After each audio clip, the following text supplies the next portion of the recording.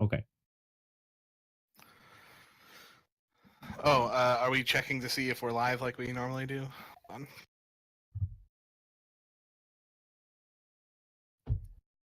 Yep, Yeah, we're good. Okay, we're good. Cool. Everybody ready? Ray. Yeah, I'm good. Cool. All right, Ready. Here we go.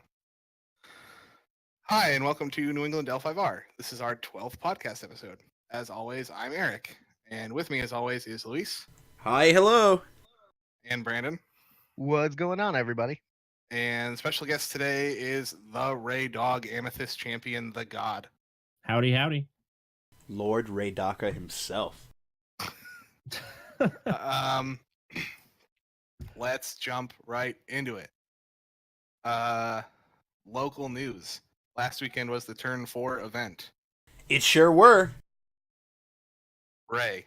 Yeah, I was there. It was pretty good. I won, so I'm happy with that. Yeah. What were you playing? I was playing, Keeper of Air, Phoenix, punch him in the face with hurricane punches, sort of what I do. It is what you do. I definitely can't argue with that. Yeah. I had a really good game still against Luis playing- in the first round. That was Like- a blast. The Dragon Splash with Let Go, Punch, and Wanderer? Yeah, Let Go, Punch, Tattooed Wanderer, and that's it. right? Yeah.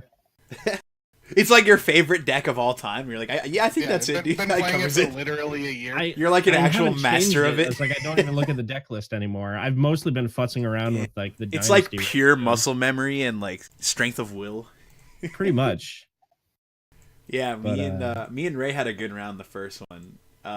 We got matched up, and in my heart of hearts, I was like, yeah, it really be that way when I play hardcore Shugenja Crab to get matched in a Phoenix. But in my soul, I felt very good.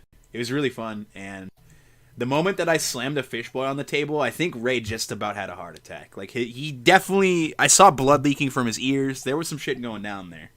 I started to seizure, and I kind of had the repeat experience because it felt like everybody at this tournament was playing Phoenix Splash. Yeah, I'm just glad I gave you that first impression, you know? Yeah, absolutely. When somebody I'm the Ningyo guy, I put the fish boys in and people go, oh, fish boy, what an asshole. But then somebody played a fish boy against me and I just How did that couldn't feel? believe it. It felt okay because I still had my own fish boy, but True. Okay. That traitorous fish boy. yeah. That I We gotta get you to play a game without Feral Ningoes and then get Feral Ningoed just to see true suffering. Yeah. It was definitely a wild ride. Like his reaction was probably more strong than your reaction when when the unicorn player charged in a keeper initiate. I thought you were gonna say when I got 6 Feral Ningoed by Ray. No, like that was the worst. Wait, I actually time.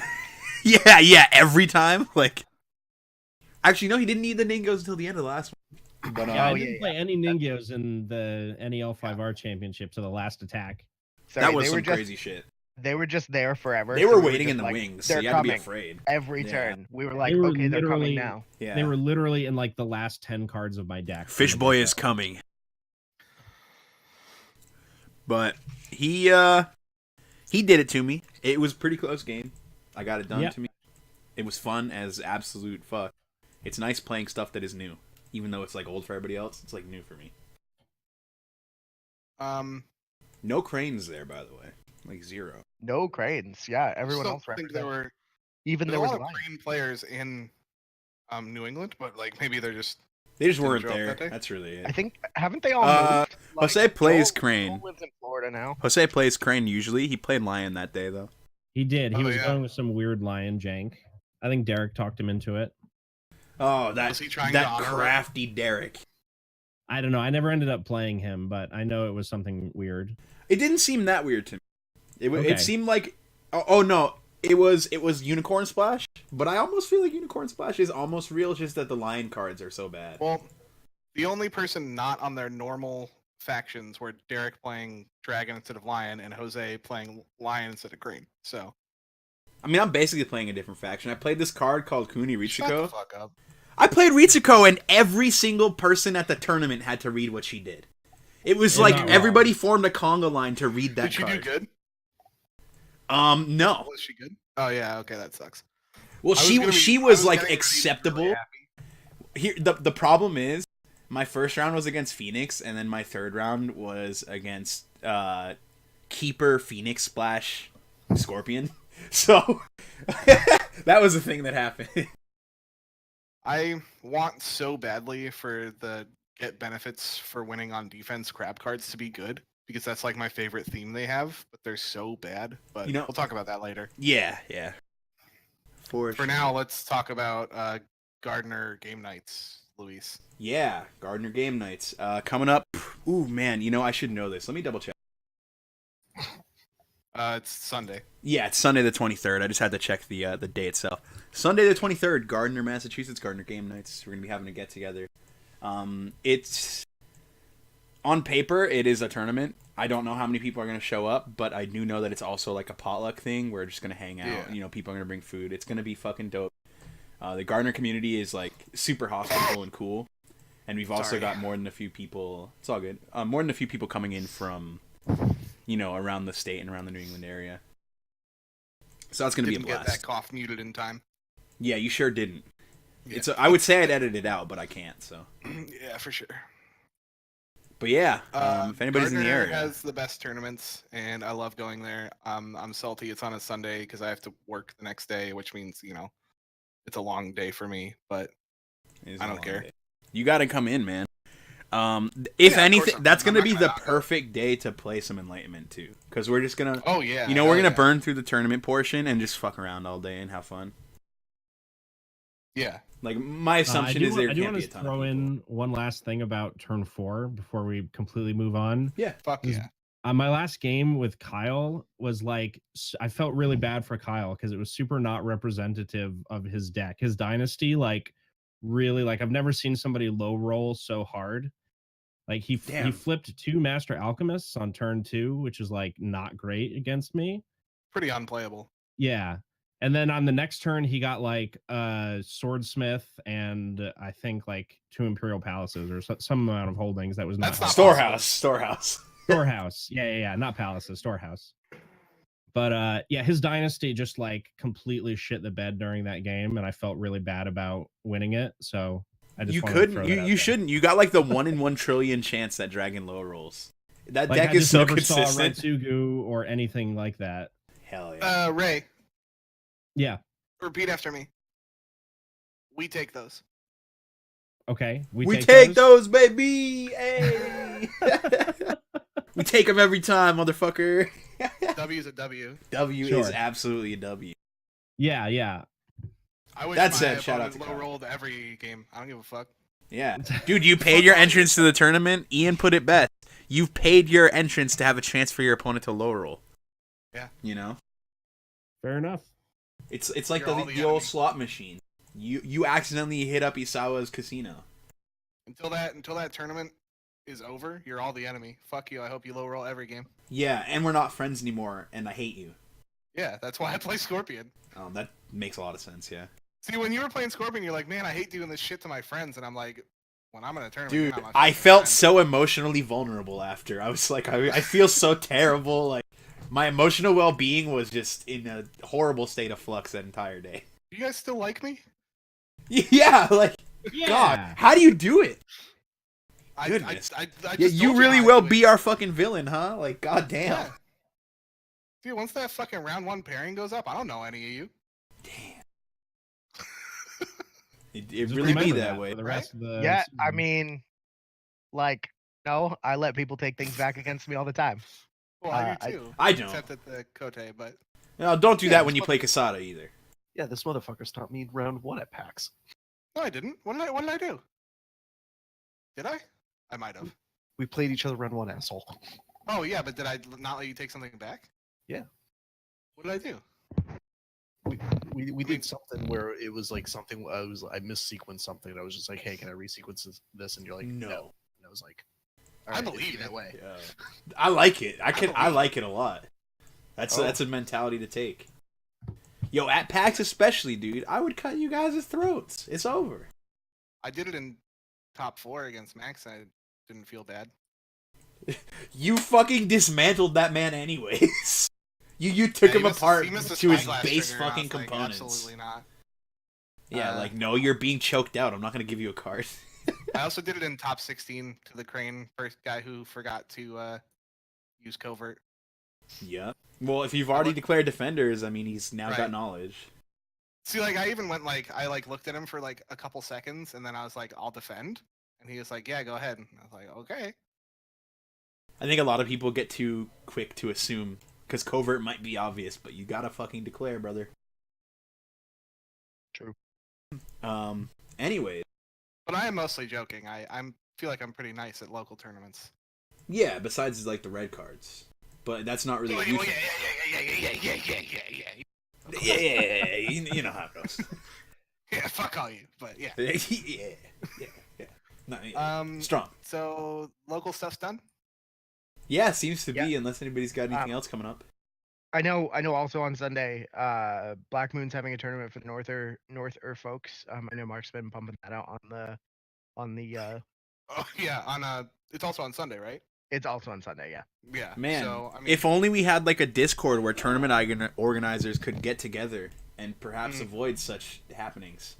No, I mean it's like kind of a weird part of the month because there's like can't really do things the following weekend. People are out of town. We're just saying Mark should join our Discord so he can coordinate with all the other New England tournament organizers.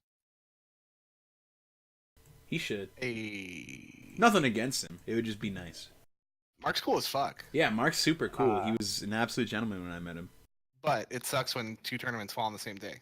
Yeah. No, it does. I would love to make it up to Black Moon more, but the past like 3 tournaments have been the same day as the game night ones, and I'm just like, no. Well, yeah. It's also like it's very far. Close. Yeah. Yeah, but I mean, like Kyle and I are just always hitting up basically everything we can. Yeah. I mean, it is not close. True. Midgard is farther for me than Black Moon, but like I'm probably not going to be going to Midgard much anymore. No. It's like 2 hours, dude, and they hold their tournaments on Sunday. Midgard? That's where we were last weekend, 2 weeks ago. Yeah, they have their events on Sundays, and it's a 2-hour drive. I have to work Monday morning. Gotcha. Yeah, but how is Black Moon not further? What? I mean, I know the highways. You're out wester, so the highways certainly make more sense. I live literally like faster, 2 minutes away from 91, and you just get on 91 and go north. Okay, hang on. This conversation about driving is not interesting at all. Fair. Damn. Yeah, I gotta keep it nobody real. wants to hear the directions from Eric's house to Black Moon. Are we not GPSing? Are we not going to get the blow-by-blow of the entire? I gotta give Ray some credit. NEL5R. Keeping it real, son. GPS. Eric gets eviscerated. So there's some new like RPG stuff that happened. There is. This is where the part where like you guys ask questions to Mike while he rambles about stuff. So do it. Yeah. So Mike, in your opinion, what should we cover first? There's 2 things. There's the Mask of the Oni, which is the adventure layout. Probably should cover Enter the Shadowlands. So that's a source book. Yeah. So I mean, I kind of like what FFG's been doing with the way they're releasing source books. Is they're basically like releasing the source book and then releasing a campaign to go along with that source book to kind of like double down on it.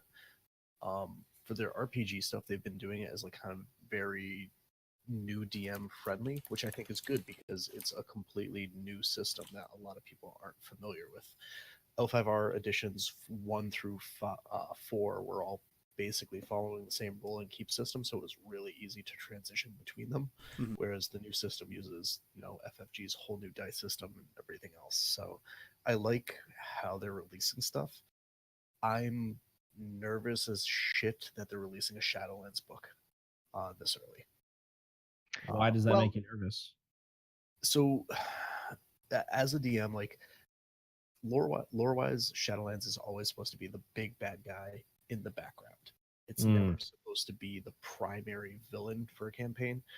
And in your opinion, in my opinion, and I've talked about it in previous podcasts about how I actually liked that the way the story was going so far, they weren't making the Shadowlands out to be like the precursor of the clan war. They were setting up to be more of a civil war over the Emperor's decisions.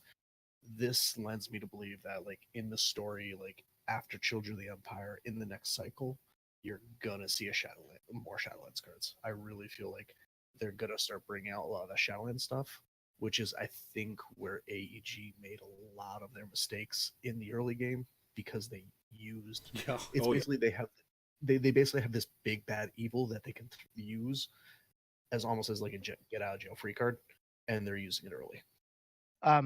So that's reasonable, I think. But from what I gained from at least reading through the article about the release, is that this is more like they're starting with the crab for the source book sort of deal, right? Because like in addition to introducing all of the Shadowland stuff, they do also add a whole bunch of background stuff for all of the different crab families. And if you're going to center a campaign specifically around some crab families and some crab characters, like the Shadowlands are going to be a factor. Like Well, very few lands outside of very few parts of non-crab of crab life are not completely 100% impacted and driven by the Shadowlands.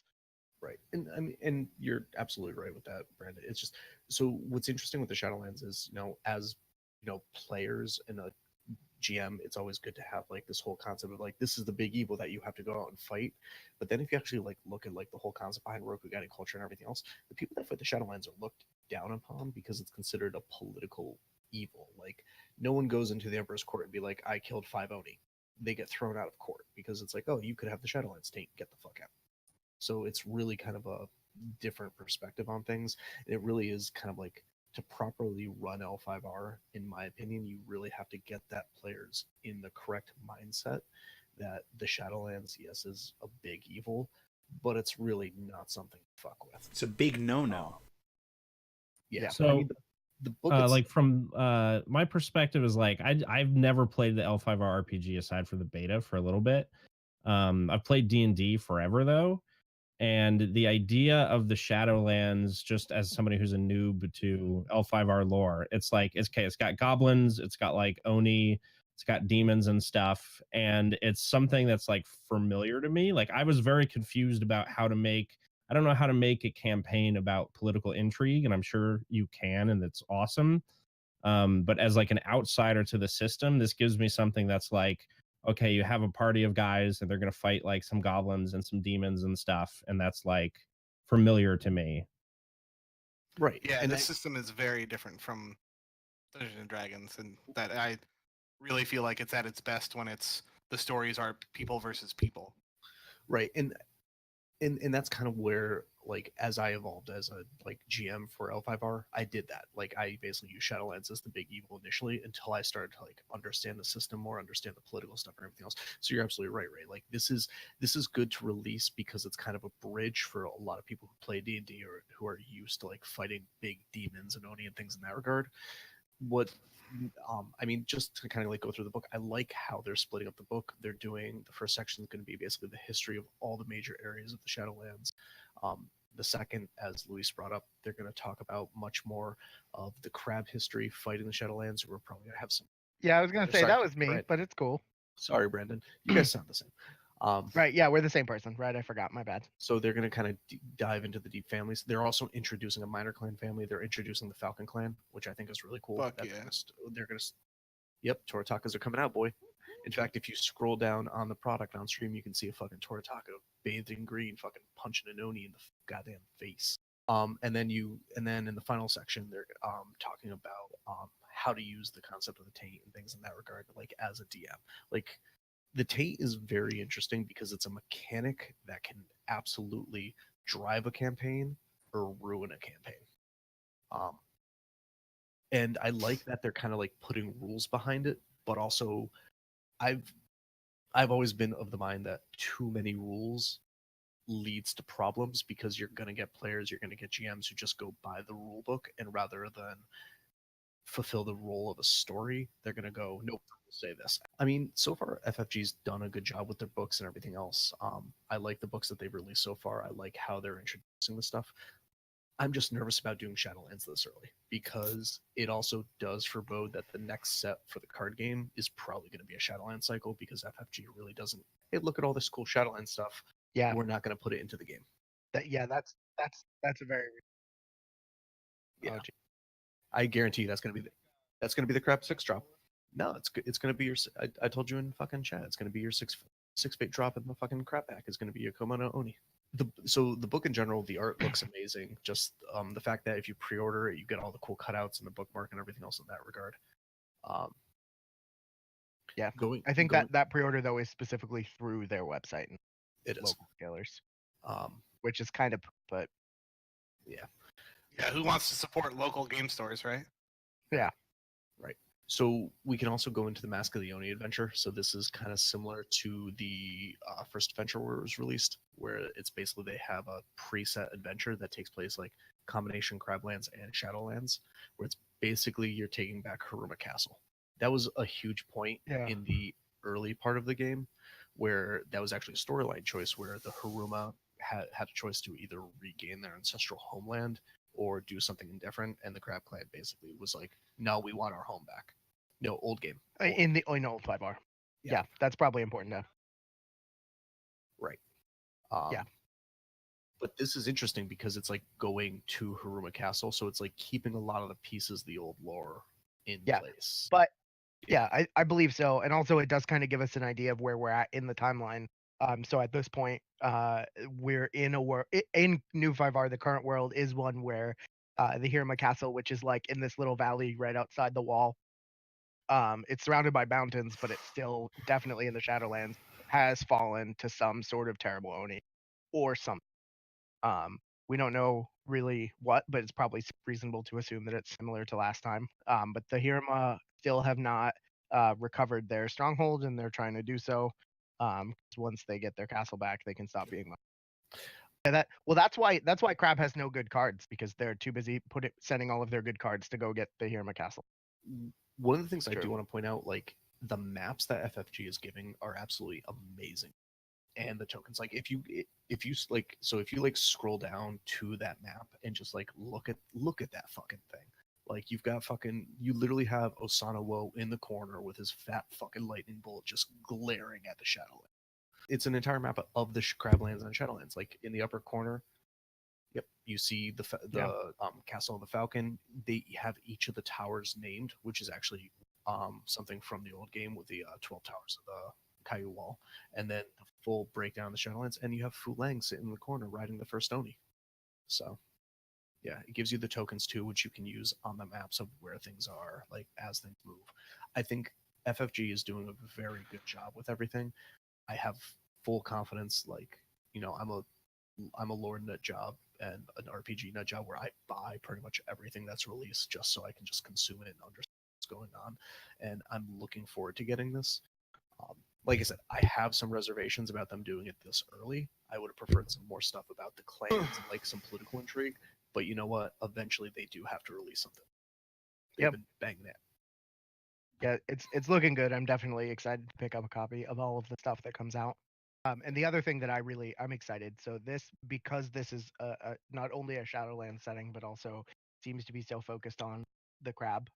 Because the two are really important. I might be reading down the wrong tree, but I think we're probably going to see like a major setting come out in the rulebook format, and then like with an accompanying adventure that kind of highlights and adds things to each clan.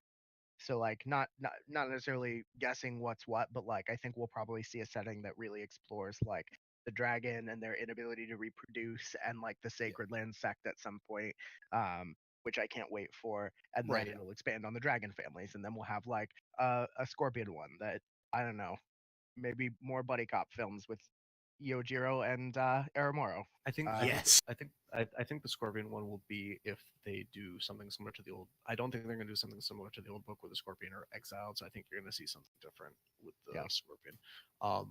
Or maybe the Scorpion campaign setting will be the clan war and then the Scorpion coup. Yeah, it could be. Oh, if only. It's also interesting because like as I was brought up in chat, like the Shadowlands book's also going to give the rules for using Mahosuke and using the Taint, which I think is also really important because those are tools like you can use the Taint in a campaign without using the Shadowlands, and I think that's kind of the best way to go with it is dealing with a Mahosuke. Like that's if you're a new GM and you need a quick adventure or something in that regard, there's a Mahosuke afoot, find him and kill him. Fine. Sounds fucking good to me. Yeah. I'm just happy to see more crab stuff. I want more crab stuff always because crab is the coolest clan. Yeah, all of the crab families are going to get pretty major expansions, so they're going to have all kinds of cool new information and stuff. So that's great. All right. Anyways, it's come to my attention that I made a bit of a mistake with the audio, but we are good now. Hopefully, everybody's hearing me and hearing everybody else just fine. Don't worry, the majority of the audio is there. I just forgot to unmute myself for a couple of my comments. We're good. Oh yeah. No, All good. I mean, I'm just a dummy. Yeah, we'll be able to throw that up in the actual podcast. So, all right, Yeah. I'm gonna bow out at this point in time. Now that I've given my 2 cents and let you guys go nuts on some cards. Thanks for being with us, brother. Appreciate you always. Thank you, Mike. So we have some updates on the unicorn stuff. Do we want to cover that? What is it? We're going to cover the player made card first, or the other, and then we'll go into some quick hot takes on the stuff we haven't covered yet. So, this is the last poll they did for the unicorn community created card was a poll about which ability the character would have. You okay, Brandon?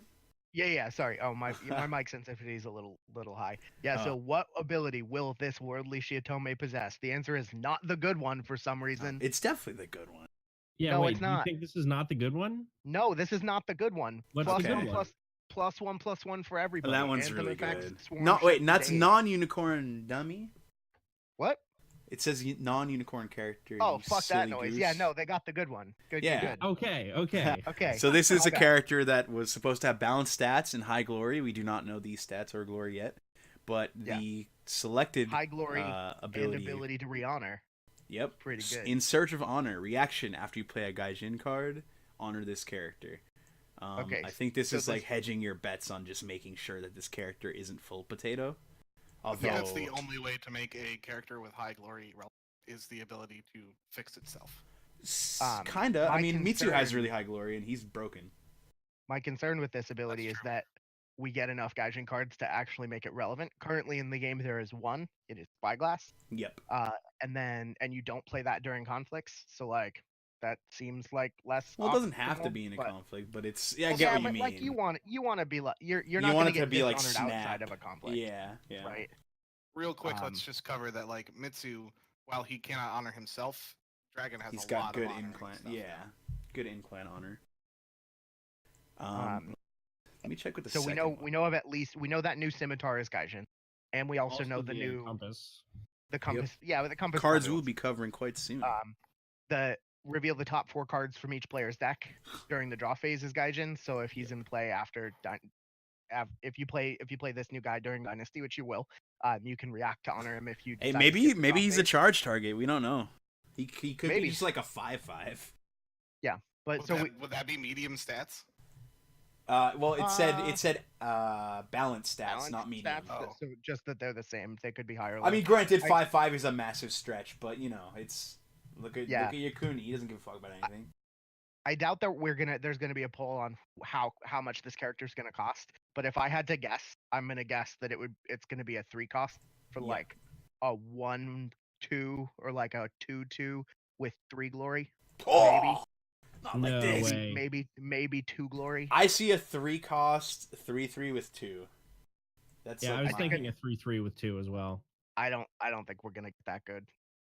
damn. That's just that That's seems pretty too much. bad. It's Yeah, like so a like- conditional 5/5 if you play a Gaijin card to honor it, so it's like almost an exclusively worse troll, which doesn't see any Yeah. play. Yeah, exactly. Well, yeah, but that's because it's a dragon card, and dragon already has like All 53 right, well that's fair. drops. Yeah, I mean, I Not have fair. to play shit that has high glory, and I would love to have a card that I could honor that could honor itself with anything. So Suki? Suki's Sure. sick. Suki's sick though. He's got that, and it's sick. no, I agree. I'm just saying, like, I don't think a 3/3 for 2 in Unicorn is unplayably bad if it can honor itself. Yeah, Like I think it depends on the keywords and if it only has the ability reaction to honor this character when you play a yeah, Gaijin card. and also the honor ability has to be like usable and relevant, and right now it's not. So like, hopefully we'll get some more Gaijin cards that are good. we But definitely like, yeah, I'm sure we will. But like, they've already spoiled 3 in this new pack. So like, out of the 29 cards, like, we still have six cards for the other clans. So that's 20.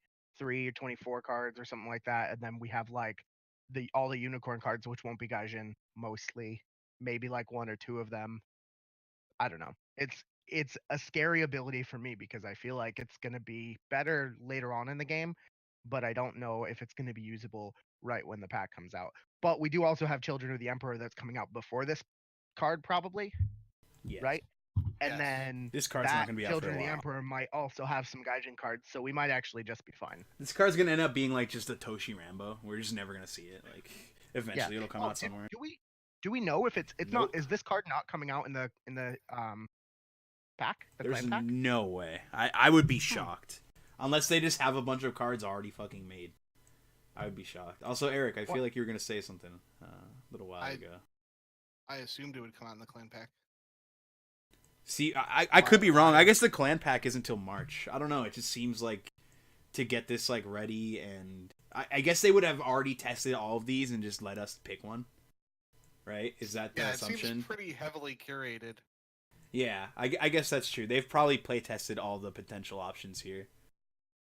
Well, I mean, we are giving them a lot of credit. Yeah. The thing is, when we give FFG credit for almost anything, we have to stop ourselves and remember that we're giving them any credit at all, and that's probably too much. That's okay, though. They'll print another Hawk tattoo sooner than later. Right now, it says that it is pre-orderable, but that it is not at the printers yet. No, hold on. Yeah, it just says pre-order, so it doesn't say shipping soon or anything like that, because we know it's 3 months out. So like maybe. Sideshow, big shouts out to Sideshow, by the way. But comments in the Twitch chat, it'll come in at least a year. Printing is 70% of the time. That seems pretty far off to me, but I almost do believe it.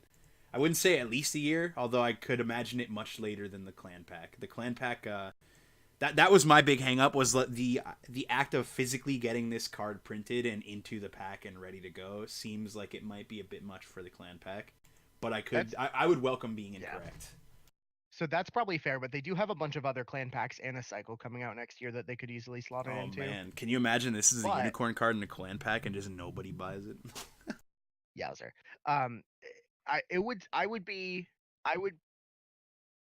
probably giving them more credit than they deserve, but I don't think that it would be too hard to have some things narrowed down and then just put like those things into the pack. Yeah. And then have a time frame where like the date is, by this point we'll know exactly which one of these 3 things to send to the printers and then have them out in like 5 or 6 months. So like, I don't know, probably not, but you totally should. We should see it at some point. I hope someday. Maybe. Yeah. Okay. And so that's all we got so far. Do we know if there'll be other polls? I don't think they've mentioned specifically that there won't be. I'm not sure if there could be anymore. We've really nailed it down, right? I mean, the only thing that's left is the cost. Well, I think you meant like another card, right? Well, is that what you meant? More polls on this card. I mean, oh. We could see, I mean, I could see us having like some sort of art thing. I could see there being some sort of name thing, but that might just be overkill. They'd be pushing it for the art and name. I mean, there could still be a cost range. That makes sense, I think. But like the range would have to be like, okay, so if you want these stats, it will be this cost, or if you want these stats, it will be this cost. They could also theoretically cover traits, but I think that's putting just way too much in the hands of the players, because people would just be like, whatever the one that says Shugenja and or Cavalry is, like there's no real question there. Yeah, there's not really a poll. Can we have it? Can we have it also be a Shugenja Bushi Cavalry Quarter? Yeah. Like, can it just be everything? That's my choice. But yeah, anybody's thoughts on this card, or we should go into the hot takes otherwise? I mean, we don't know everything. Yeah, I just mean, as far as we know now. I meant the hot takes for like the new cards. Yeah, hot takes for new cards, I think, is probably where we're best at moving to. Yeah, I'm gonna save the Stronghold for last, because I think that's just gonna be the one we spend the most time on, and I think it's fair to give it as much time as we need. Deal. I'll say this card will probably be fine to below average. I think this card will be for, about below any average. Community card. Yeah. I was talking about this one. The first hot take card of the day. This card I have. It's also the first Gaijin card. This card's I don't interesting. even want to fucking talk about this thing. I can't tell. Yeah. I'll give him a hot take after. It's Trading on the Sand Road. It is a 0 fate event. A neutral card has the Gaijin keyword. Interrupt. When the draw phase would begin, skip the draw phase. Each player removes the top 4 cards of his or her conflict deck from the game. Until the end of the round, either player may play the removed cards as if they were in his or her hand. Stop. First thing, Full stop. all of these. It's a shared pool, but continue, Eric. Yeah. Full stop. Before we talk about this card at all, this is an automatic in every deck 3 of in New England NEL5R Enlightenment. Yeah, for sure. Okay. This is the type of jank that we aspire to Break in New that England shit NEL5R. down. This And is break like that the shit greatest. It's the greatest. Also, it's mandatory to interrupt with as many as you have in hand. Yeah, of course. for sure. And you have to, and we're gonna allow them to stack. Like it's like playing fucking Yu-Gi-Oh at that point, dude. We're just doing this. Dude, this is how you mill people with the Phoenix, the passive Phoenix decks. It's real now. Definitely that deck's viable. They can stack normally though, because the skip the draw phase part is in the effect, not in the cost. So I would react with them as. I think that is not correct from what I've heard. The wording does seem to imply that they would stack, but I believe because the draw phase is skipped on the first interrupt, you just miss timing. Yeah, you can't react to the draw phase being skipped. The first player the first player who uses their interrupt window to play this card skips the draw phase entirely. So there is no longer a draw phase interrupt beginning. resolves first, so then there's no other draw phase for the other person to interrupt. Yeah. I could be incorrect, and this card is going to be a card that's going to be a nightmare. Yeah. So I don't believe that's how it works. I believe you are allowed to say, I'm going to react to the draw phase beginning this many times. First player, Ooh, I like this. In that case, I'm playing 5 of this in my Enlightenment deck. I'm cheating. And then when they go to resolve, they would resolve in the normal order. I believe that's how it works. I might be wrong. But it's a weird card. There's not really a precedent, so I wouldn't blame any of us for being incorrect on that front. But this is going to take like a developer. This is like the Mirror's Gaze type shit. It's like almost as brutal as just it's going to cause some sort of weird issue somewhere along the line. It's going to be awful. I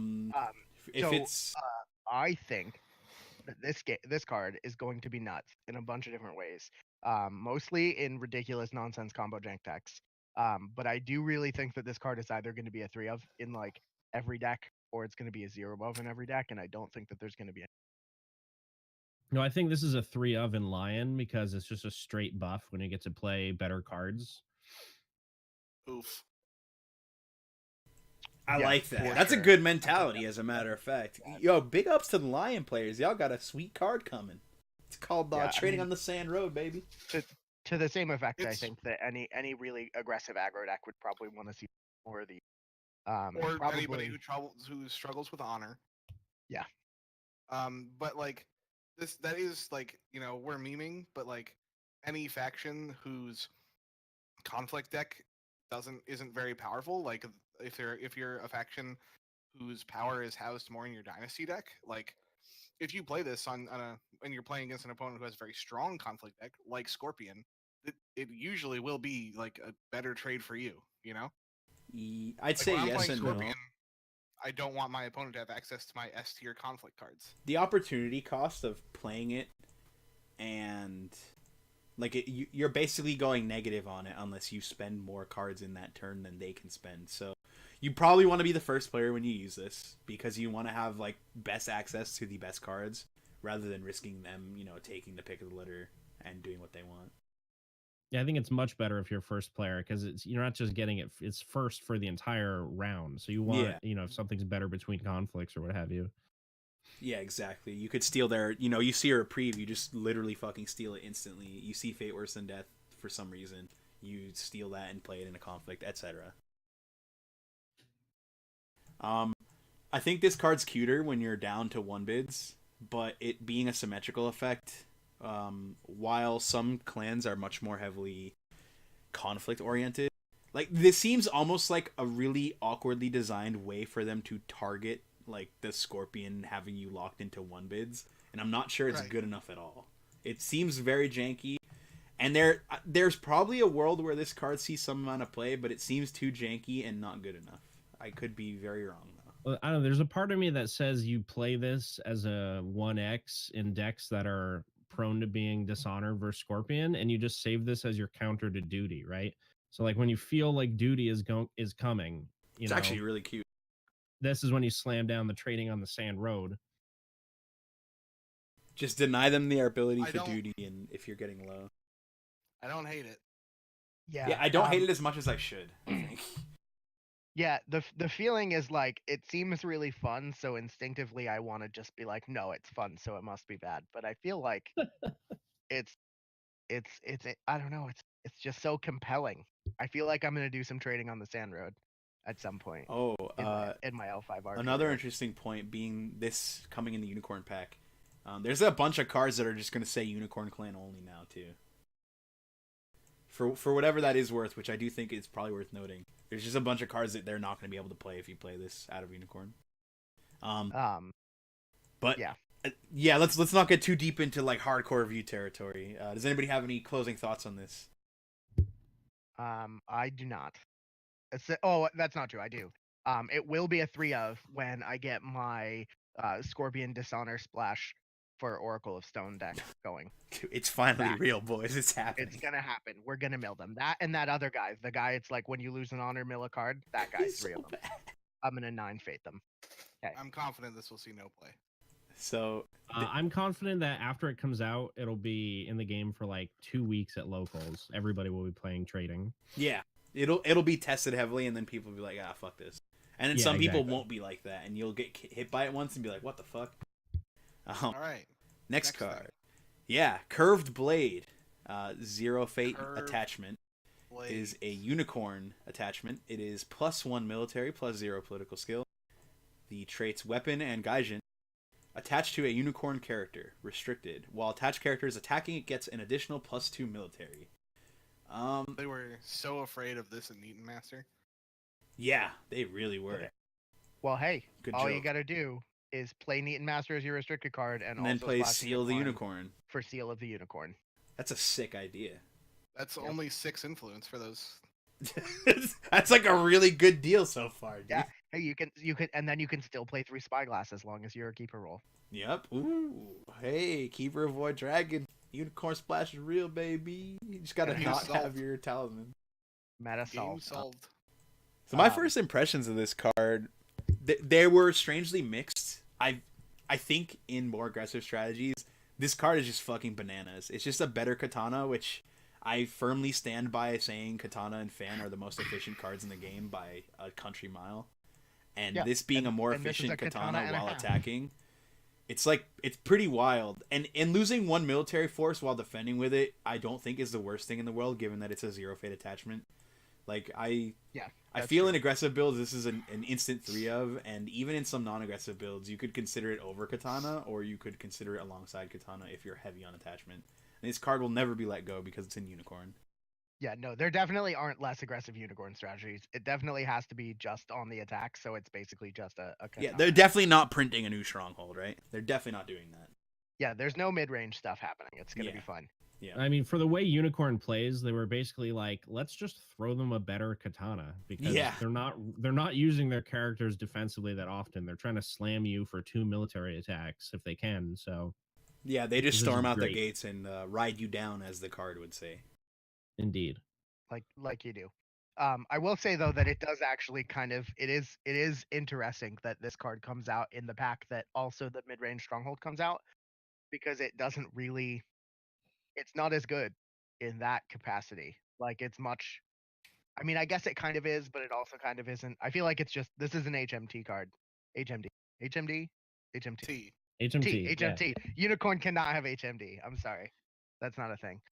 HMT. It's much more of an HMT card because you just want to be throwing attacks at people. Attached to a unicorn character is more relevant than it seems sometimes, because there are non-unicorn cards. I mean, Kudaka, Satoshi. Yeah, Satoshi probably less so now, but yeah, Keeper. I mean, there's a if your unicorn opponent played a Satoshi came up, you wouldn't think that's crazy. I wouldn't. Well, I probably would now because rebuild is restricted. I wouldn't. I don't personally care for it outside of that, but I understand. Like, I don't. Maybe it's not that crazy now. It's probably not that crazy.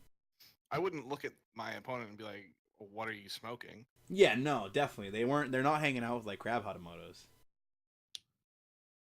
So yeah, I don't know. Also, like, defending is pretty important in this game. I'm not as high. I feel like I'm not as high on it as you guys are, but I definitely think it's playable, like for sure. Yeah, I'm very like in a state of flux on how I feel about it. Some days I feel like this is a guaranteed 3 of in every unicorn deck. Some days I feel like it might just end up being worse than Katana, but I think if you're playing HMT, this is a 3 of. I'm pretty sure. Oh yeah, I think yeah. for sure. I definitely think for sure. If what we see, like if the way Sigmund was playing at PAX becomes like the de facto how to play unicorn, then yes.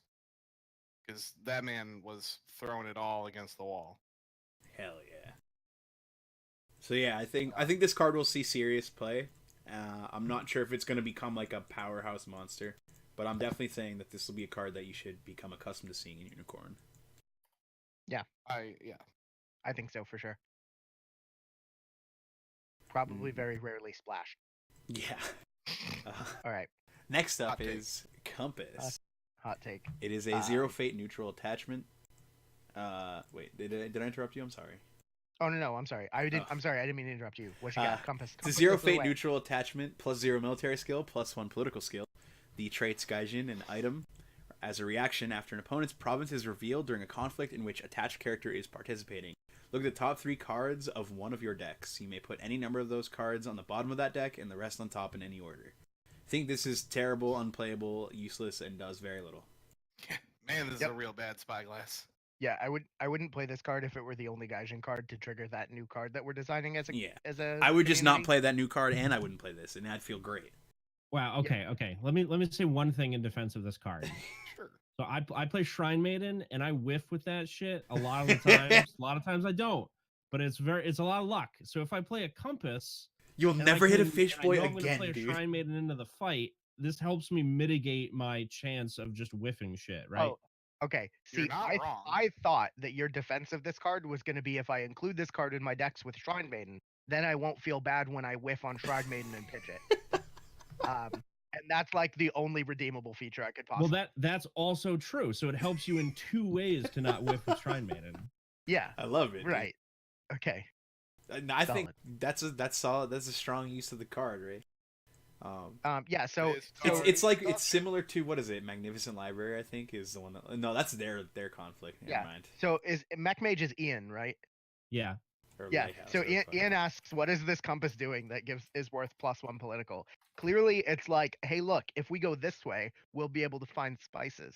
Yeah, I think it's just like, rare. Ooh. So you show up and you're like, "Look at my cool you look compass." Cool as hell, like, dude. Ooh. Yeah, dude. This is rare and fancy. These look sweet. So wait, so you're like a monocle. Okay, so you're telling me that nobody in Rokugan has at any point figured out that there are magnetic fields that go through the. Dude, have you? They're primitive as fuck in Rokugan. The unicorn are probably exactly like decades ahead of everybody else. I feel like because they also build crazy amounts of siege machines that they probably No, it's only the Kaiju that would know that because the Kaiju are the smartest in the Empire. Everybody knows that. I've been summoned from my lore chambers because Brandon brought up a lore question. Yes, Brandon, Compass is a Gaijin thing. No one in Rokugan knows about it. Not even like the Mantis sailing sailing. They navigate by the stars. Yeah, they use star charts. That's fine. Compasses, scissors, and shit like that are all Gaijin trinkets. Yep, those are Gaijin trinkets, and no other clan uses them. That's like it's dishonorable to be seen with it. All Gaijin artifacts are. Damn, so this gives you political power by being dishonorable? That's cool. This makes a lot of sense now. Power because if you have it, you must be sanctioned by the Emperor in order to use it. That's a good point. I like that. That's some flavor right there. So my only problem with this is that both like the compass and like scissors were invented by the Chinese, and it's like very obvious. I mean. Like, this is Rokugan, man. It's not. Yeah, shut the fuck up. This is Rokugan. Shut your fucking mouth, Brandon. This is why we hate you here, and you're not my friend. Okay. I wasn't gonna go that far. Also, Sideshow makes a good point and an interesting one that I haven't heard yet. Real quick, Anything with glass is super rare, so owning one is a status thing.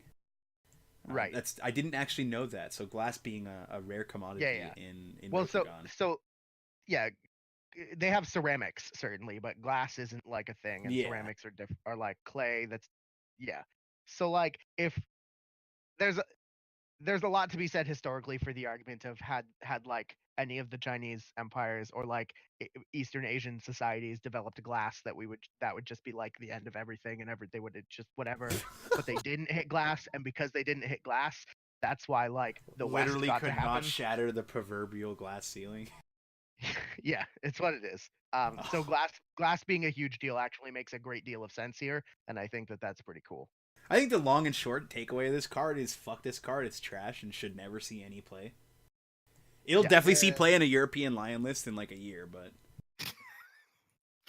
like that's the only thing. We like to have fun here. Yeah. Yep. We like to have fun here. It's all in good fun. I'm definitely not serious when I say stuff like that, for sure. I'm definitely not serious at all. Anyways, next card. This is also an auto-include in NEL5R Enlightenment. Yeah, it is. Is it? Everyone must play 3 times Compass. Yeah, absolutely. It's like bad spy class. Oh. Okay, so this card is going to be real good with... Oh, sorry. What is this card? New box. This is the Yuchi Farseer. It is a 3 Fate Unicorn character. It is a Dynasty character. 2 military skill, 3 political skill, and 1 glory. The traits Shugenja and Water. Reaction: after this character enters play, choose an opponent's face-down province, reveal that province. I'm torn. So I to be fair, Even if the new box weren't a thing, I really like this ability. Like it's basically a Dynasty side Wayfinder. It's like a really bad Dynasty side Wayfinder, right? But it's like it has okay stats. It has low glory, so it can't become a potato. On a character that is Shugenja.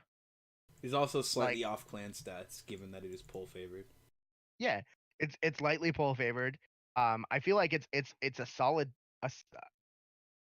I don't want to say solid body because I don't want to sound bad, but like she got a rockin' wristwatch, brother. Yeah, I think it's some sort of bracelet, but yeah, whatever, same thing. Yeah, and like it sounds cool. I like the card in general, and the fact that the new stronghold says it just also gives you +$1 per turn. And this combos with a lot of the new stuff that they have, right? Like there's a character who gives military pump and like the political pump thing. It's all based on revealed provinces. So just as a way to do this faster, and the new stronghold, like it's just combos with all the other stuff. Now looking at it through the perspective of what is in the 3 slot that you would have to cut for it, then I think that she becomes a little less attractive. Tetsuko and Master Waves are kind of like god tier cards. Like the best cards in the Unicorn clan period. But I think it's not necessarily a hard no, based on that criteria, but I think that it's going to be kind of hard to find a spot for her. I don't think she's necessarily bad. I just think there might be better things. Also, I do really like the fact that it plays in with the flipping the part. Yeah, it's good. Eric. I don't really think this card's very good. I don't really think it's going to see any play after initial testing. Iichi Wayfinder, at least like when you draw it late game, it's still like a conflict side Shugenja that enables cards. It's still 1 for a 1/1 with 0 glory. Like it still has a lot of roles to play after its text isn't relevant anymore. But like this guy, if his text isn't relevant, is like extremely underwhelming in a dynasty slot. Yeah. Especially in a clan that like has to break stuff to win. Mm-hmm. And like especially if you're playing the new box and you're trying to flip these provinces quickly, what does this card do after like turn 2? It just clogs a province. Like it just sucks.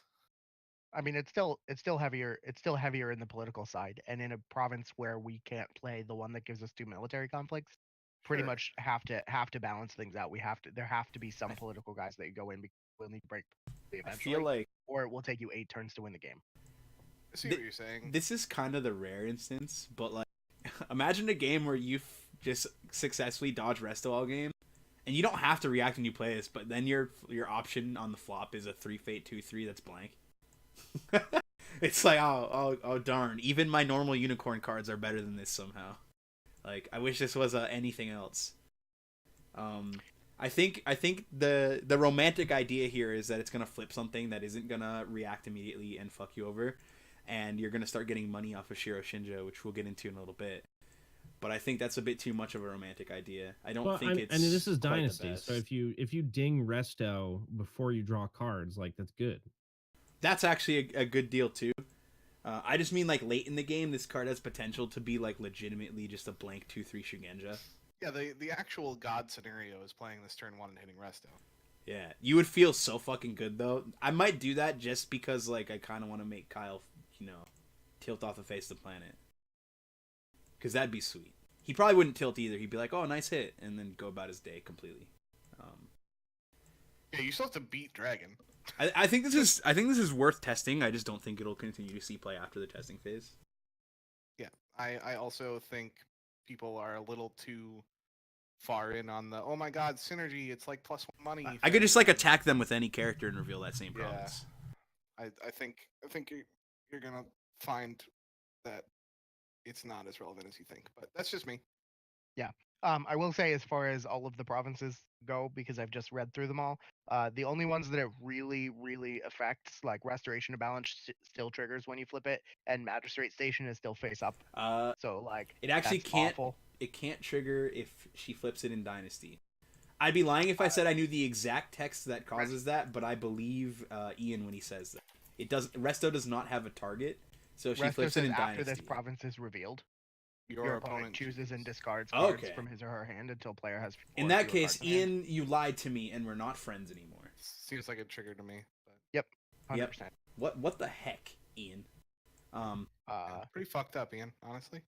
Yeah, and, like, I guess flooded waste would just cancel because it says after the provinces are revealed, bow each attacking character. Is that So, is that? Oh, Ian is telling the truth apparently, and this is a weird thing that they might need to do a developer ruling on. Have they not? Have they done that yet, Ian? Your opponent, in quotes, your opponent doesn't exist outside of conflict. That's an interesting An idea. Let's find out. opponent does. If But that's true, your that is some opponent doesn't. crazy FFG nonsense. Fucking Yo, fans play FFG so and fucking words stupid. really be the certain way, brothers. It really do be this way, and it be this way often. What a dumb company.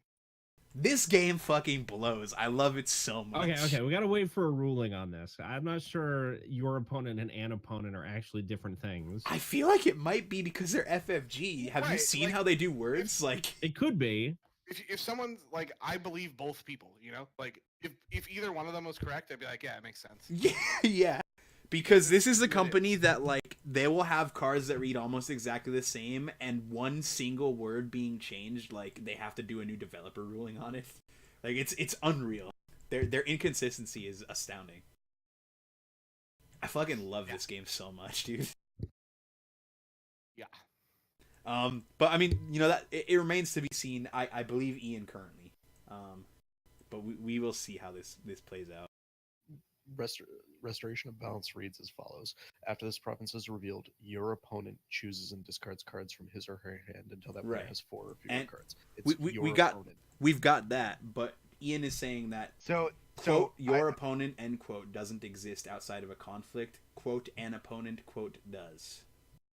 there's nothing in any in the rules document that suggests opponent and opponent in any capacity. It does in the Enlightenment format. That's the only separation. So unless you're playing in Enlightenment, That format didn't exist until, like, it's like still technically in beta though is the thing. So, like, when these cards I think that's when some of these cards are printed, your opponent and an opponent for some reason was a distinction. That said, Yeah. I mean, we'll figure this out. We're not rules people, and I'm not gonna sit here and debate for an hour about whether or not that's correct. And I don't mean that in a disrespectful way. I just mean we can't figure this out on our own. So, Children of the Empire has a rule book in it. That's interesting. I didn't actually know that. That's also good. Anyways, real quick on to the next stuff. Sorry, we kind of dawdled on this one a little bit. Man, I don't care if it has an Enlightenment rulebook in it. We don't play those rules. Yeah, we play, like, actual rules where we have fun. This is Hidasuru. He is a 4 Fate unique Crab Dynasty character. He has 4 military skill, 3 political skill, and 1 glory. Bushi and cavalry traits. Reaction: after a character is moved to or played into a conflict in which this character is participating, until the end of the conflict, this character gets +1 military and +1 political. I believe I said he's unique, but if I didn't, he is. Take it away, Luis. Also of note, he is like the actual entirety of Crab Cavalry ever. Like he's just the Crab Cavalry, if I recall correctly. But he's In the lore, general. he's the leader of the Crab Cavalry, yeah.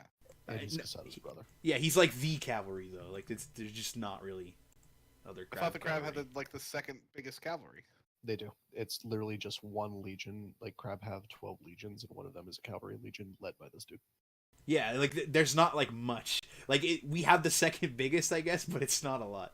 But regardless, this guy sucks ass. I don't think he's even worth playtesting. It's a joke that they're printing him. I don't think this card is worth playing at all. You've fallen on your opinion of him since. I think my opinion of him was that I will test him, but I absolutely was not high on this card. No, I was ready to your test him opinion because I'm was- desperate to play anything that is not named Kaiju Shuichi. Yeah, your opinion was I'll test him over Shuichi to see if it works. Yeah. But, Yeah, I mean, I don't think it's worth testing him because thinking about it, like, just fucking play your characters before the conflict. Just like all this character takes is for your opponent to have the most basic grasp of math and understanding Basically- what you're capable of, and then dropping characters pre-conflict accordingly. His text box is effectively blank. So let's look at the card. Okay, he's a 4-fate, if his text 4-3-1. box is It's terrible. I mean, you can still play conflict. All of the conflict characters you play into the conflict do effectively get +1. Have you looked Sure. at the Crab deck? That's effectively I it. desperately want to play more conflict characters, and I cannot. Like, I Yeah, can't so- do it. We're basically comparing him to Shuichi, which Shuichi's stats are much worse, but he has covert. Yeah, and covert being probably the most busted keyword in the entire game, this side of Monk. Like, and Monk is a trait, so, you know. Like, So if this card triggered off of Ningyo, I think it would be good. come on, Ray. Come on, dude. Uh, Watch yeah, Commander it's- doesn't either. Why you gotta bring this up? No, I know it goes back to like the thing about FFG and like not knowing how words work, but like Yeah. put into play and played is not the same thing. Yeah, he doesn't trigger off of raise the alarm or charge, because fuck you. Right. Like, I it's think really if it fucking did, it might be obnoxious. okay.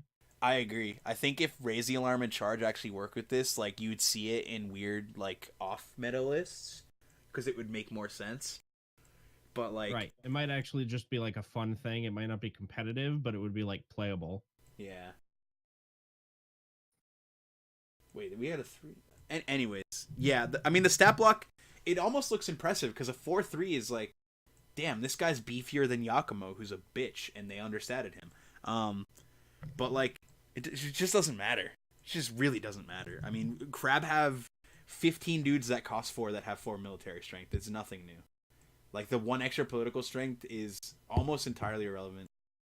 This getting a pump on both sides is fine, but the problem with this card, again, is that when you start playing against good opponents who are actually going to think ahead of how they're going to plan out this conflict, his text block is blank. He'll get you a fuckload of mileage at, like, low tables when people just, like, play cards into him and give you value for free. But he's like Oguri.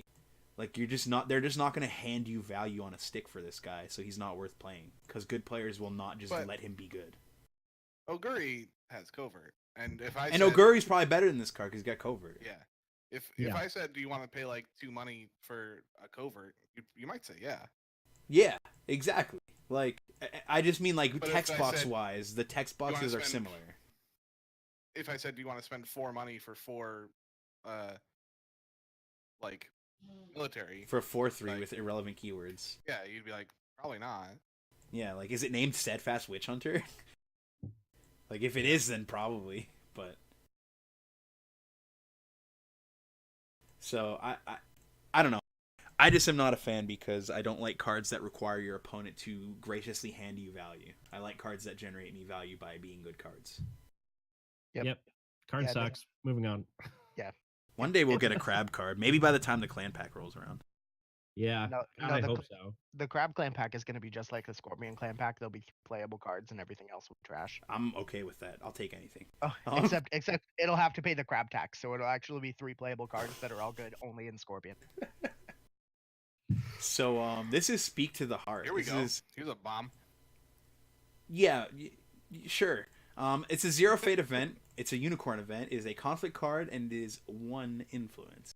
Action: during a conflict, choose a unicorn character. That character gets +1 political until the end of the conflict for each face-up non-stronghold province your opponent controls. Max 1 per conflict, and of note, face-up provinces also counts broken provinces. Yep, this is political bonsai. It's a political bonsai. Like, this Love card's it. Playable as fuck. I don't It's think awesome. it's that good. Get 3 the of fuck every- out of here. I don't 3 think of it's in that every good. deck. Period. You ever I've- played Supernatural Storm? Supernatural Storm is like +15 that you flashback for free. Well, Sometimes I think it's there's a- +1, and that's all you need. Okay, wait. You're God, telling me yeah, that you're gonna control 15 Shugenja ever? You don't Yes. you don't even play 15 Shugenja. Yeah, Luis joke's says you're on going to you. control 7.5 and flash it back. Oh, Which I is assumed actually that you more meant- realistic. Like I've seen. He I've said seen that 15 shit. and then flash it back, so Yeah, I well, assumed whatever. it was 30. Sorry, yeah, fuck you. Anyway, I people have talked about this card like it was the second coming, and I gotta keep it real with y'all. I don't think it's a bad card, but I'm not like over the fucking moon about it. This card's not that fucking good. Like It lets people you are actually overreacting. use your third conflict. It's just not that good. Yeah, I mean, in HMT it lets you use your third conflict, and in the But what new is Unicorn province, it gonna lets do you it? not. You're just gonna go It lets poke you with a. turn, it lets It you lets turn a poke into a break. Yeah, it lets you break so? politically, which is a thing that they struggle to do up until this point, and a lot of times have adding 4 This to the card is like strength. fucking dead until you have 3 revealed. Otherwise, you're playing an event fan. That's like turn 2. That is actively turn 2 with the new stronghold. In what I should just be I just 100% don't of think base. this card is nearly as good as people are making it out to be. I'll stand by that. That's my hot take. I just think this card is not nearly as good If you're at all if as you're people talking think. about how in the new stronghold, how you're setting up to reveal 2 provinces on turn 1 to get back to even Okay. or ahead or whatever. If you and do then that. turn 2, you're gonna reveal more. Like what you're Right. saying, like that's the game plan. So like that means on turn 2, this card's online.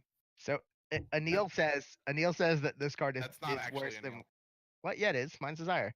It's got 2 E's. Yeah, his has 2 E's. He could be a big fat faker. Who knows? But the This point card that is worse than you guys think, Yeah. says best player in the world. Looks like I'll Yeah. take that one to the bank and fucking cash it, bitch. No, He didn't it say it was as bad as you think. no, okay? that totally is actually Anil. His channel has 2 E's because mine's Desire Got was it. taken and it's his favorite magic card. Yeah. Regardless, I'm glad that somebody's in agreement with me. Captive audience means that this card's not as good. Is his argument? I think is what he's saying. Yeah. I mean, yeah, it's- and the new it's Stronghold also for sure, just- though. It's just like I think one you play- political pump per revealed province, and like this being dead the first turn or two is not like the best thing in the world. And you also But have it's to not consider live on your second conflict. how often do you have like 15 dudes out that you're just like, yeah, I'm gonna play this and have a political conflict and break. Well, okay, so as a second conflict, Do you have because like 4 dudes revealed out? one with the military. No, you don't need 2. You don't need 4 dudes. You just need 2 dudes. Like even in your second conflict on your first turn when you're coming in politically, you could now come in for politically instead of 1, you come in for 3, which can break in some cases. And Yeah. and even then, like they defend, then you're with a 2, then you can still win the conflict and get a ring effect. I think it seems fine. I think even good, depending on the circumstances. And I think that there are so few really strong political bumps that it sounds like it'd be really good. But I think yeah, it's okay. can I see just it. don't think it's like as monstrous as people are making out to be, like this province crushing machine of a card. I'm Yeah, not I saying mean, it's a province crushing machine. I'm No, saying it's political not just bomb. Your reaction of calling it a bomb made it seem like it was a province crushing machine. I was No, like I was Bonsai's mostly not a being bomb. sarcastic, like compared to the Yeah. other cards. Oh yeah, the other cards all suck, except for one. Yeah. Also, Anil says that captive audience is better because it synergizes with charge and CR, whatever CR is. don't know I what definitely CR do see myself playing this in the new deck Oh, because I want cavalry the new, reserves. Yeah, like yeah. the new deck is likely going to be a new style of play anyways, or like Yeah. a strange augmentation to the current one. So like I see myself playing this card. It's just whatever. I was kind of joking when I said it's a bomb. I'd be shocked if this card does not see any play. Yeah, I'd be shocked if it sees no play. I'm just not like foaming at the mouth to play it. I would be shocked if most decks don't have at least one. Actually, but I would see 2 to 3. Yeah, it's completely. I mean, you could splash it with sure. Wayfinders if you're really dumb and bad, right? And then you just play it on a Wayfinder, dude. Make that political poke monsters, motherfucker. Oh man, Boom. we gotta play that. We gotta play that in Scorpion. Unicorn Splash. It's gonna happen. Hey, Q. This is gonna replace them taking a fate worse than death. Speak to the heart. Fuck off. Okay. So yeah, that's Speak to the Heart. Definitely, I think the best card we've reviewed so far, though, or the best card we've given our take on. It's just, you know, I think it's decent. Other folks. Yeah, I mean, I think it goes in your non-HMT unicorn, basically. I don't know, man. I think even HMT could see a couple copies of it because it does make a pretty good use out of your third conflict. So HMT on the turns you get it. plays 2 court games. Will this just replace the 2 court games, or do you have to keep those? I think you have to keep the court games. I don't think you keep them. Fuck it. I don't know. The court games are kind of nice, given that Scorpion kills your men now. Yeah. Exists. Yeah. Man, I love water. I don't know. Yeah, we'll see. We'll see where it goes. Cool. Anyway, next card for Fate Unicorn character out of Dynasty. Good job. Oh my gosh. It's Iuchi Dayu. He is a unique character. He's a 3/3 with 2 glory. He has 4 traits: Shugenja, Water, Cavalry, and Daimyo. Action: during a conflict, choose a character. That character gets +1 military until the end of the conflict for each face-up non-stronghold province your opponent controls. Worth noting that he could target himself. Also worth noting that 4 money for a character that requires anything to be good, probably not good. I think it's also worth noting that like he's a 3/3 with 2 glory for 4. And the Shugenja and Cavalry keywords are cute, but like Shuichi. They are. He's but Shuichi, except without the one thing that makes Shuichi playable. Yes. He also can use his ability when he's not dishonored. He can use his ability. You're gonna well, I guess the big benefit is that you're never gonna cloud Dayu unless you're losing the game to him. So, like, I you know. Right. I mean, this guy when you charge the I think this card is stronghold, very like, playable. games, right? Huh? If you charge the stronghold with this guy, do you not just like considerably increase your chances of winning the game?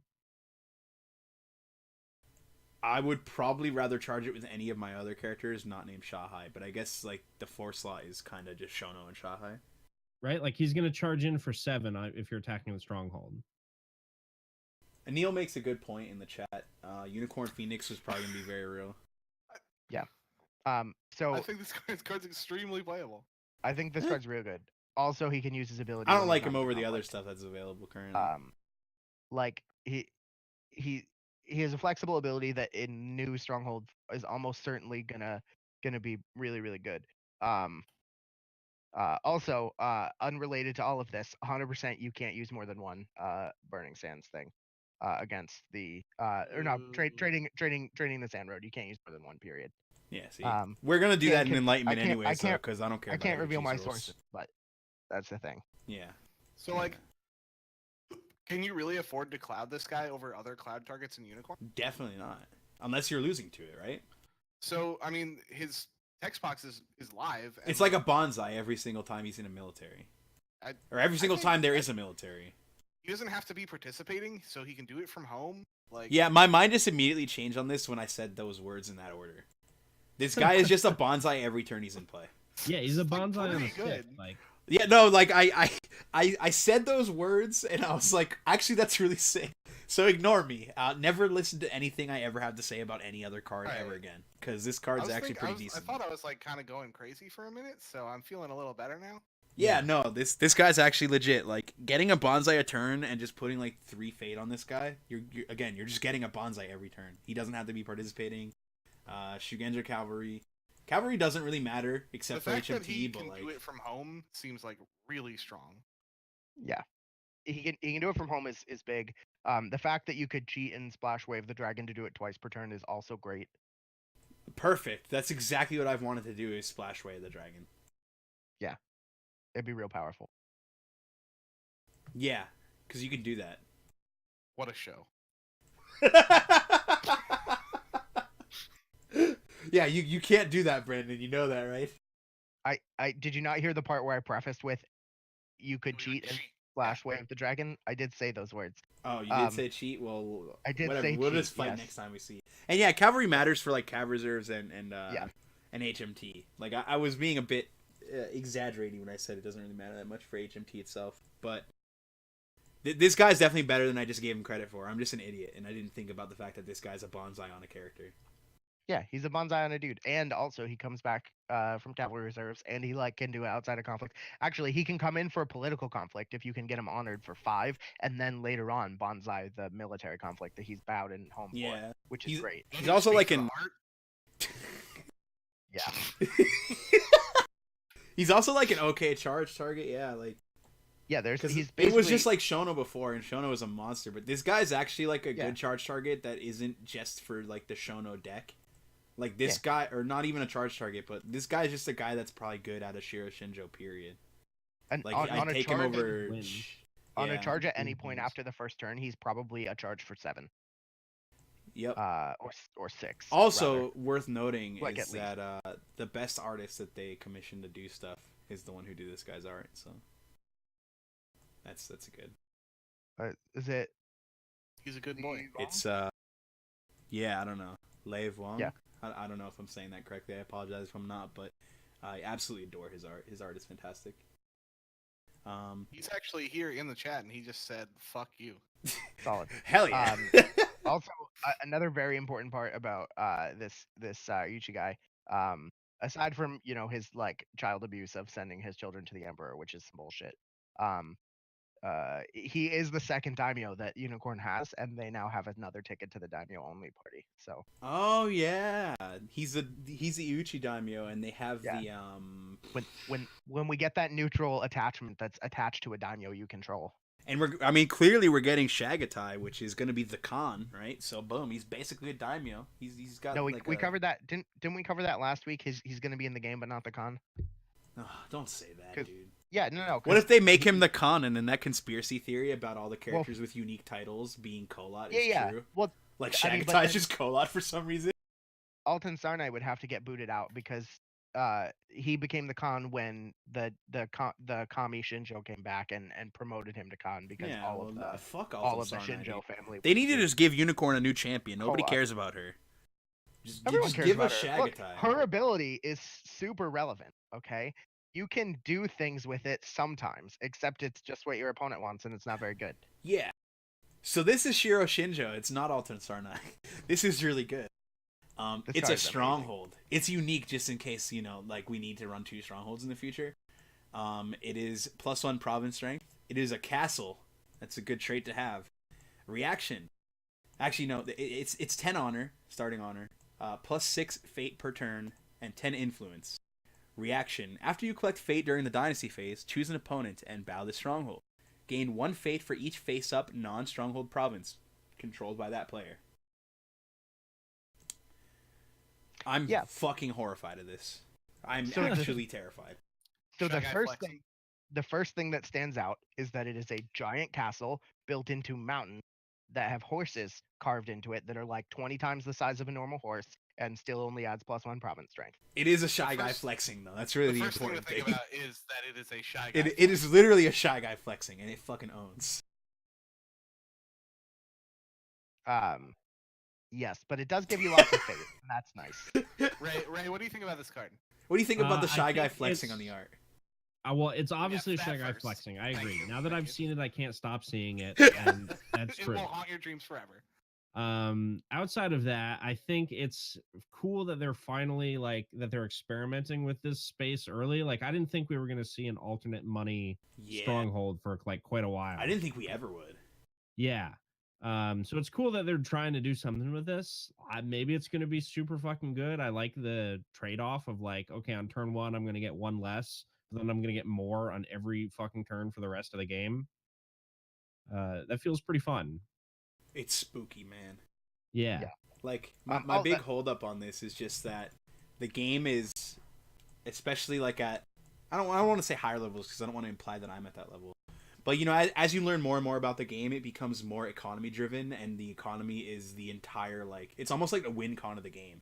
If you're up on economy, you can usually just make shit happen way better.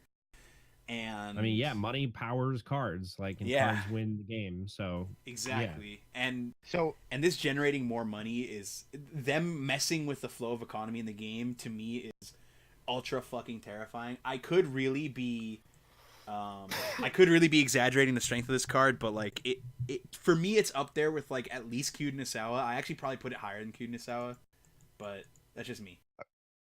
okay, just to confirm though, so like the eyes are the two red banners on the front.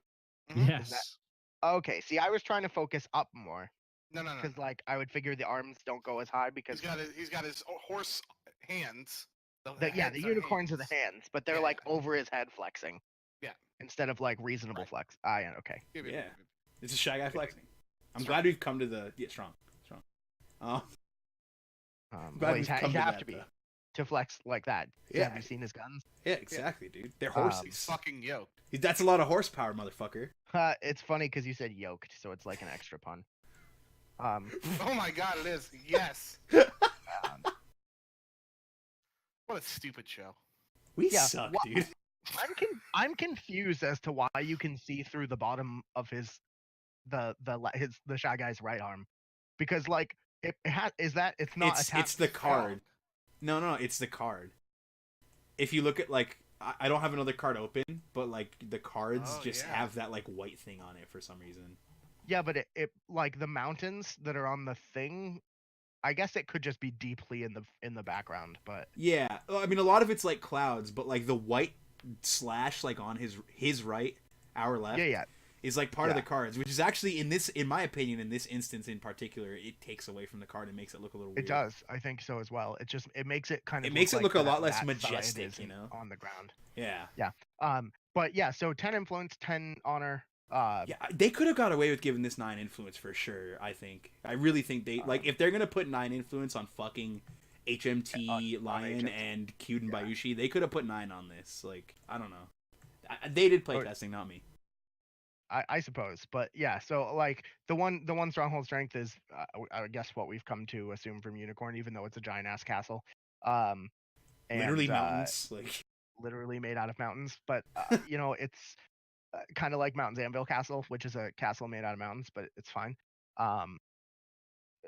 I think that the Fate is going to be really strong for mid-range Unicorn decks, which isn't exactly how they play now, but obviously they won't be able to play how they play now because they won't have Hisumori Toride. this So card has nowhere to go we'll but see how it upwards. plays.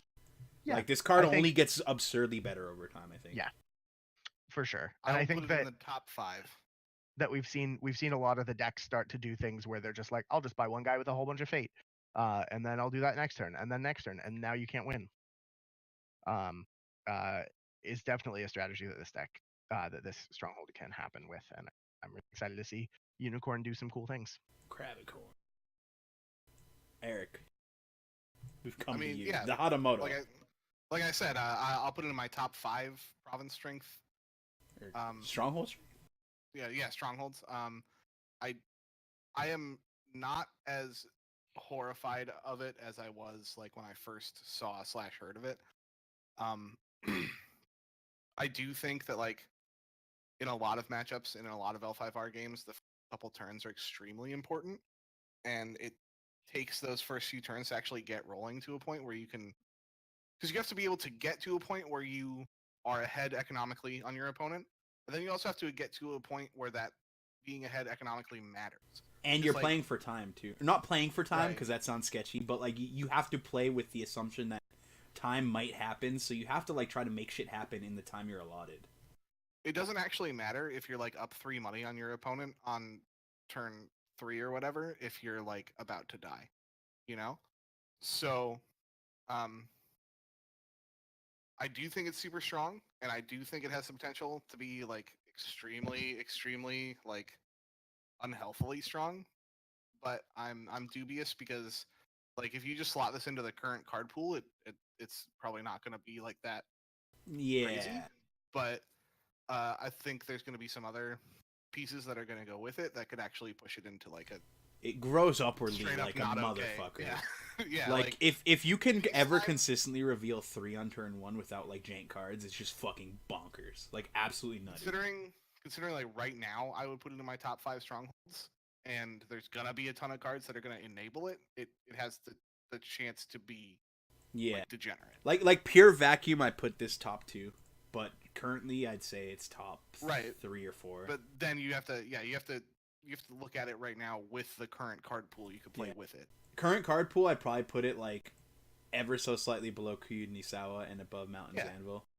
Yeah, so in your like solidly in your top 5. Yeah, for sure. And as time goes on, again, I can't stress enough how scary this card is to me. It's because this is one of those mistakes that they'll never admit. If this starts to break the game, they're just gonna have to like fuck over Unicorn. They're not gonna be like, oh, let's ban this stronghold. They're just gonna fuck Unicorn. I think that's the problem. It's hard. It's hard to just give something a top 5 stronghold if we're talking about like from a whole deck perspective. But I think from just strongholds, I agree. Certainly, it has the potential. Is it really that hard? Well, like, I think that there are like, I wouldn't say that Kyuden Bayushi is a really good stronghold just because you could just like win games with it because you play Scorpion cards, right? Like, sure. I just don't think it is. So we don't know what the deck's gonna be like yet, and we don't know what the cards are gonna be like when it comes out. So also. Sure. I'm sure it'll be great. I think it's going to be good. Though, another quick aside, another comment from Sideshow, which is not important to note, but interesting to note. I guess this is the stronghold that broke Corset Unicorn. People had speculated for a long time that Golden Plains Outpost just was able to be used more freely, and that's what broke it. But apparently, and I've heard this from a few people, this is very similar. Wasn't it that and the original Alton Sarnai? Possibly. I've just heard at least in regards to this. The original Alton Sarnai apparently had HMT on it. Oh, that's fucking cool. Why didn't they do that, dude? Unicorn had to languish and die for fucking a year. Jeez. Because I guess in playtesting it is. Oh, in this it was similar. It was once a turn, 2 fate instead. Whereas this is more of a slow ramp. So I guess this is certainly their manner of trying to balance that. We'll see how that works out. Sure. Again, over time, nowhere to go but up, though. And I'm excited to play it, though. I'm very excited to try to play Unicorn in a manner that is not HMT. Because even though HMT can be played a little slower, I still feel it's a little more aggressive than is my current style. I believe that. I like playing a slower HMT build, but it still breaks stuff pretty... Yeah. Yeah, so final thoughts on Shiro Shinjo, and I guess all of the cards that we've done our takes on today. Let's start with Eric. I think, like I said, we just talked about this card. It has the potential to be extremely not okay, but right now I would say it's just okay. Everything else we covered, I think the 4-drop guy is like actually pretty dope. I like him and will slot him in because Shugenja is a pretty strong keyword. And all the other cards I'm not high on at all, really. It's even the 0 cost attachment, I think Fine Katana is probably just a better card. But that's just me. And what was the other one? Speak to the Heart, I think, is pretty playable. Yeah. Brandon? Yeah, I think Speak to the Heart's going to be pretty good. I'm excited to see the new Daimyo and how he plays, and the new Stronghold is going to be, I think, pretty hard to deal with for a lot of plans.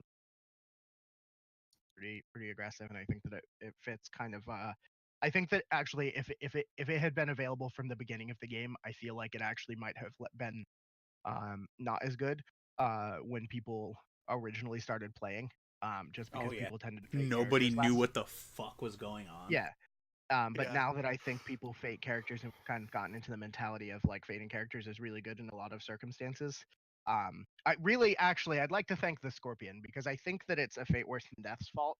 That the way that this stronghold is going to play is going to be so good, and I think without having learned the Already lessons out of this, the you better past, believe it, brother. It's happening. Yeah, that's what I got. Ray.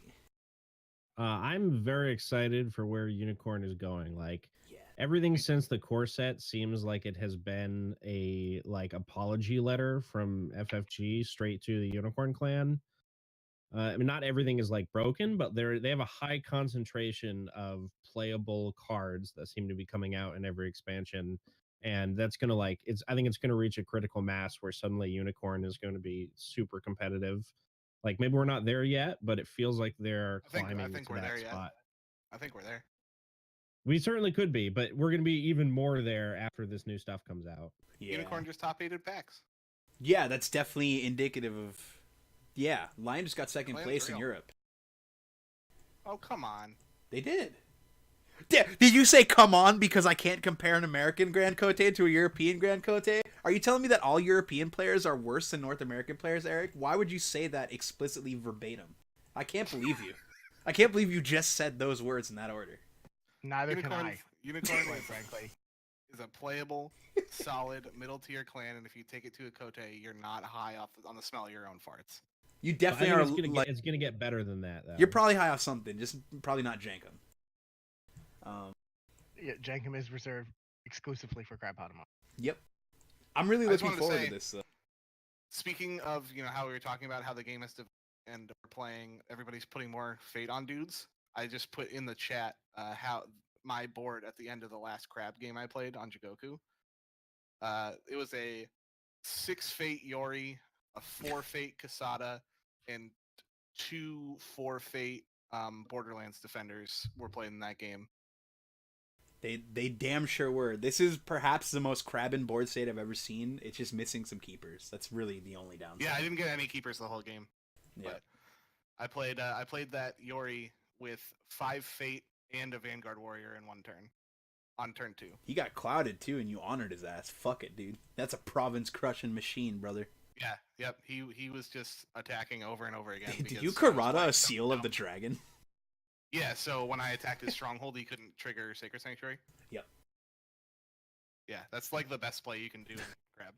Yeah, Crab has some really strong plays available to it that are proactive and affect the game state. Yeah. Steal your opponent's Seal of the Dragon. Yeah, a 2 Fate swing for a 0 Fate card. Pretty sick. Sick. Hey, like you said, the Monk trait is extremely overpowered. It sure is. I believe. Yeah, that'll about do it. I guess my final thoughts on the Unicorn Pack and Shiro Shinjo and all that stuff. Who gives a shit about what you think? I don't give a shit about what I think. Thank you, Ray. I love you. I'm super looking forward to it. I'm glad that Unicorn is getting some more stuff, and they're finally hitting a point where they're like a legitimate clan, and they're probably going to be, very legitimate once this pack hits. I think they deserve it because they fucking suffered for a long time.